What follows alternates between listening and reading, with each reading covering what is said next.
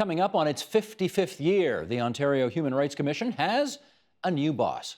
She is Renu Mandhane, the new chief at the Ontario Human Rights Commission, and she joins us now for more on her priorities for the Commission and for the province. Are congratulations in order?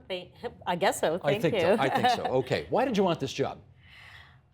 On a personal level, I mean, when you do human rights in Toronto, there isn't a lot of opportunities. So this one seemed like a very fantastic opportunity. I have to say, I thought it was a bit of a long shot when I applied, but once I went through the very rigorous interview process, by the end, I was really excited about it. We should just do a little bit about your background. You're from Calgary originally. Yes. Came to Ontario when? In 1995 for university at Queen's. Articled at Tories. Yes. So big Bay Street law firm. Yeah. And what's the story about your mom? She thought you'd be a natural for law because? Argued all the time. Yeah, always one of those, which I'm reliving with my 6-year-old son who has an argument and counter-argument for everything. So. Now, of course, you're not supposed to be the arguer-in-chief in this new job, are you? You're supposed to find the solutions that make everybody happy. Yes. Is that going to be problematic? No. Well, I mean, I think that one of the neat things about the Commission is it's sort of meant to be carrot stick. So we have lots of approaches that are collaborative and educational, but then there is also, you know, we have some legal powers. So I think I'll be comfortable straddling both of those. What misconceptions do you think we have about the work the Commission does?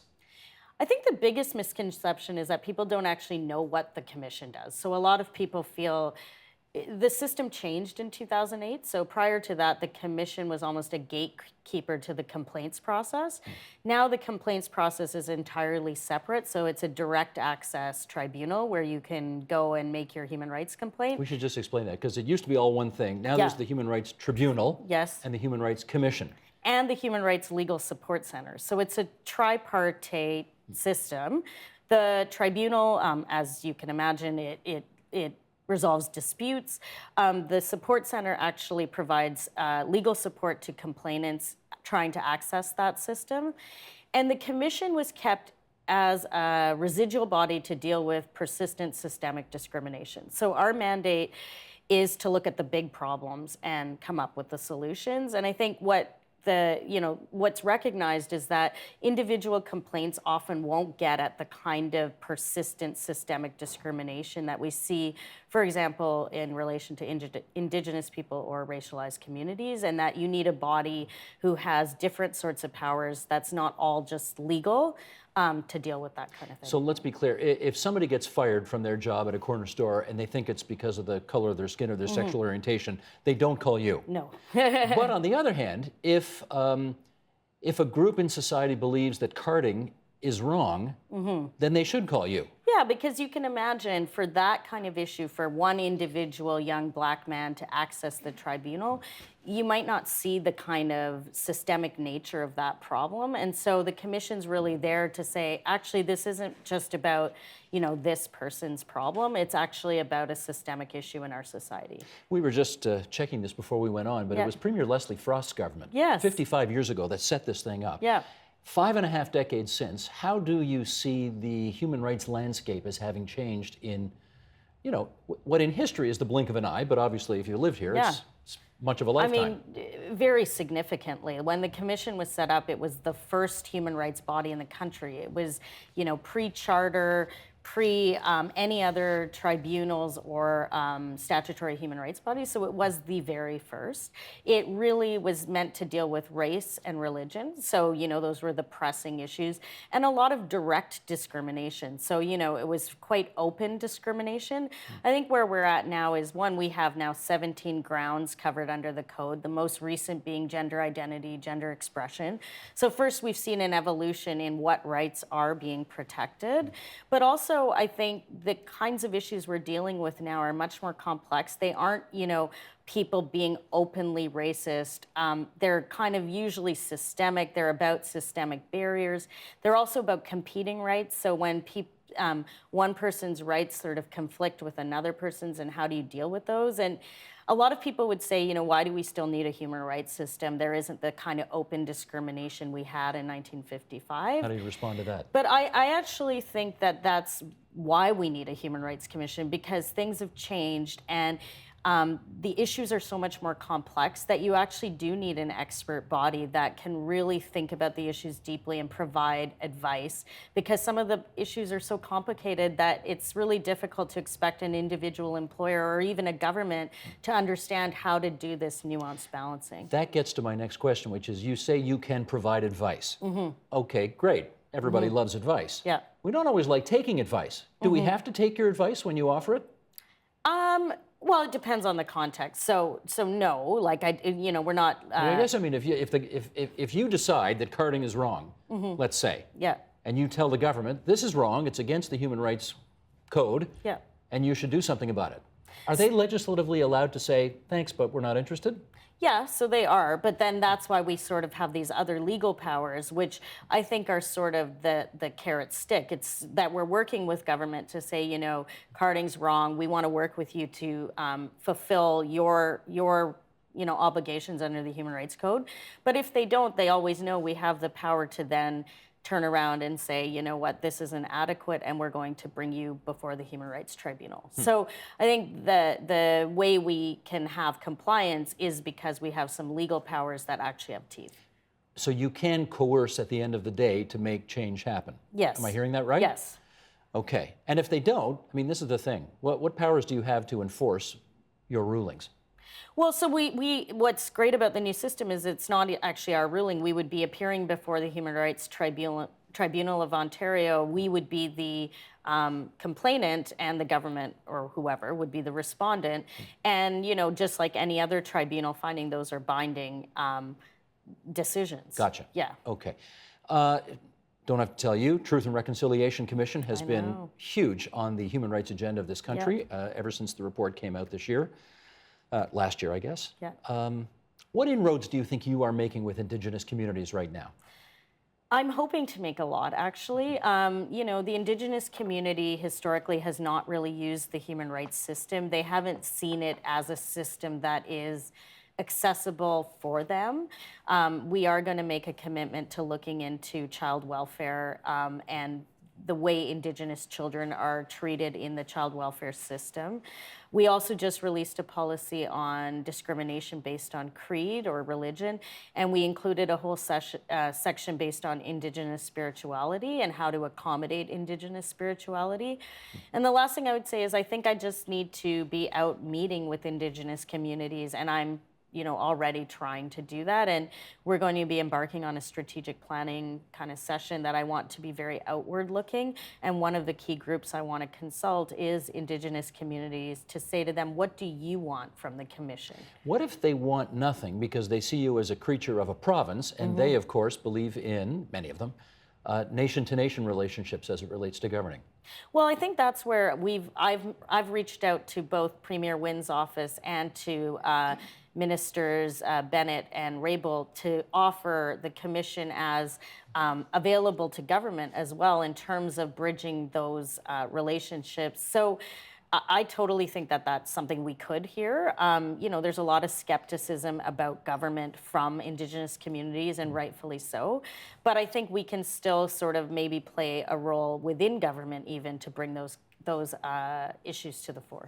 There was a time in Ontario when, for example, if you were Italian Canadian or Portuguese Canadian or Philippine Canadian, the Human Rights Commission was seen as your champion. Yep. That was the place where you went. Do you still think that's the case?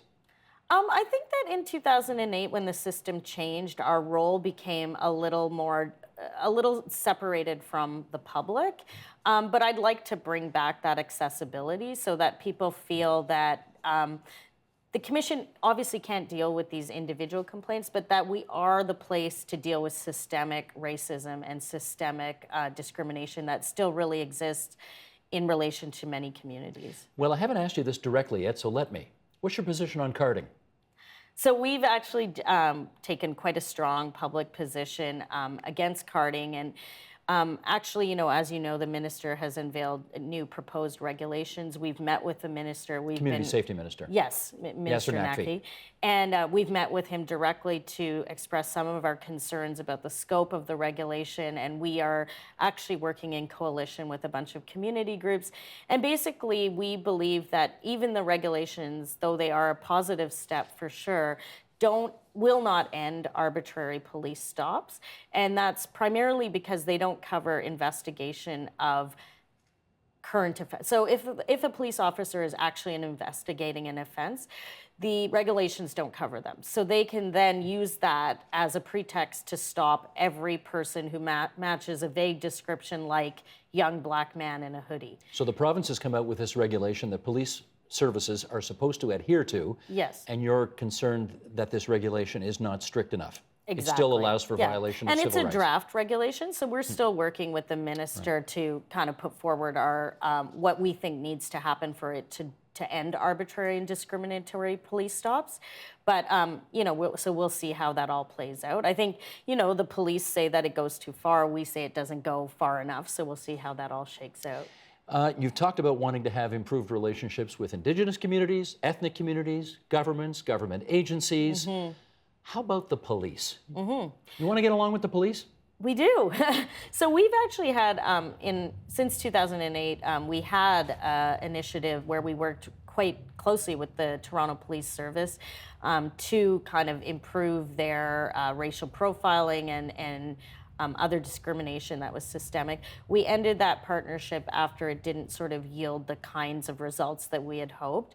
But we are currently working with the Ottawa Police Service on a very ambitious project to collect race-based data. So we continue to offer, you know, being a community partner and willing to really support the police for systemic change. But, you know, it's a hard balance because we still need to maintain our independence in terms of being a watchdog and being able to actually, you know, call out the police when need be. I presume you will not be surprised to hear that there are probably many police officers in this province who see you and your organization as part of the, boy, this sure makes my job harder to do, you know, part of society. Yeah. What do you do about that? I mean, I think that the fact is that, you know, having fundamental human rights does make policing harder. You know, we were at a press conference and one of my colleagues said, you know, the fact that it would be easier to solve crimes because you can search people's cell phones doesn't mean that we want a society where you can search people's cell phones. So I think it's sort of like a recognition that, you know, respecting fundamental human rights is sometimes, you know, balanced against security, but that actually respecting rights makes communities safer because people feel more confident in the police and more willing to come forward and cooperate with police. So, you know, it's a balance. I think in the long run, when you respect fundamental human rights, citizens actually feel more confident in their police. I want to spend our last few minutes talking about a guy who's made quite a name for himself in your home province. Okay. You ever met Ezra Levant? No. Okay. I haven't met him. Ezra Levant, as I'm sure you know, challenged the Alberta Human Rights Commission on a freedom of speech issue, which, and we know that that's a wiggly line and it's hard to find the, you know, the sweet spot between where freedom of expression ends and protection from discrimination begins and so on. But he challenged and won because he thought, I hope I'm not putting words in his mouth here, but he thinks that you folks and what you do is fundamentally, you know, in violation of free speech all the time, and you're a bunch of meddlers, and you ought to get out of the way and stop infringing on people's free speech rights. What's your response to that kind of criticism? Well, first of all, I've been very involved prior to this role with PEN Canada, so and PEN International. I've done international delegations with PEN International. So freedom of speech is really close to my heart. You know, the commission is not the thought police. You know, people can think whatever they want. They can have beliefs that I personally would not agree with. I think the lines are they cannot lead to discrimination in the areas that the code protects, so employment, housing, contracts, unions. They can't lead to hate speech and hate crimes. Okay, but that's, I mean... But that's also not the... hate speech is not clear, right? No. One person's hate speech is another person's free speech. Yeah, but those are the difficult issues. I don't think that you throw the baby out with the bathwater. You don't say just because, you know, it's difficult to define hate speech in particular areas, we don't actually need to define it or to regulate it or to prohibit it. I think the vast majority of Canadians think that speech that incites violence and hatred and discrimination is a criminal offense. It's covered under the criminal code. That's actually not the role of the commission. We don't deal with hate speech as it's not within our jurisdiction. That is something for the criminal courts to deal with. We are really concerned with discrimination and where discriminatory speech can lead to actions that are discriminatory. Chief Commissioner, I hear you, but I'm going to push back a little bit here because, Ezra Levant was taken to the Alberta Human Rights Commission not because he was out on a street corner spewing racial hatred at people, but because he, wrote something in a magazine, and I guess Mark Stein did, in Maclean's as well, that were challenged by some Muslim law students at York University as being hate speech. And the Human Rights Commission was brought into it, and it turned into a thing, and it cost him lots of money in legal fees, and he ended up winning in the end.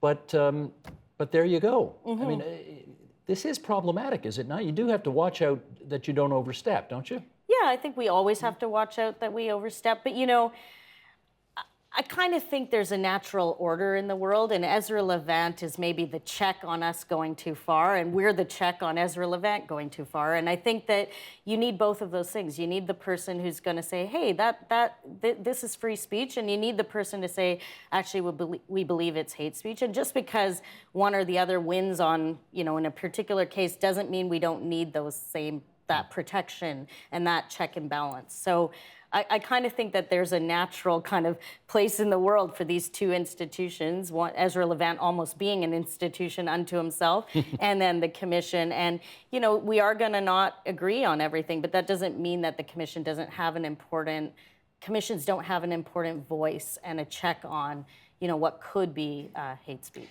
In which case, let's finish up on this. How long is your term for? 2 years. It's a 2-year term? It is, yeah. That's pretty short. I'm hoping to stay on for longer, but so 2 years renewable? Renewable for 3 and then 5, so a maximum of 10. Barbara Hall was there for, I think, even 11, yeah. Okay, in which case, however long you get in this job, what's the yardstick that you will measure whether or not you've made any progress?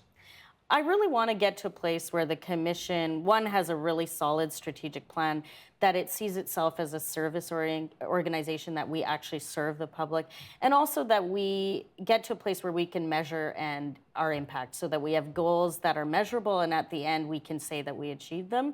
It's hard in this work to get to that stage where you're actually measuring your performance, but I want to be able to be accountable to the public to say that this institution actually adds value.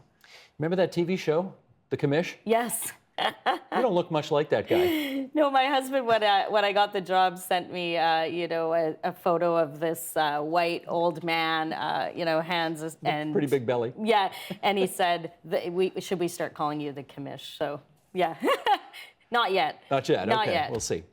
Renu Mandhane. She is the new Chief Commissioner of the Ontario Human Rights Commission, and we wish you well in your work. Thanks for visiting us at TVO tonight. Thanks for having me. Help TVO create a better world through the power of learning. Visit supporttvo.org and make a tax-deductible donation today.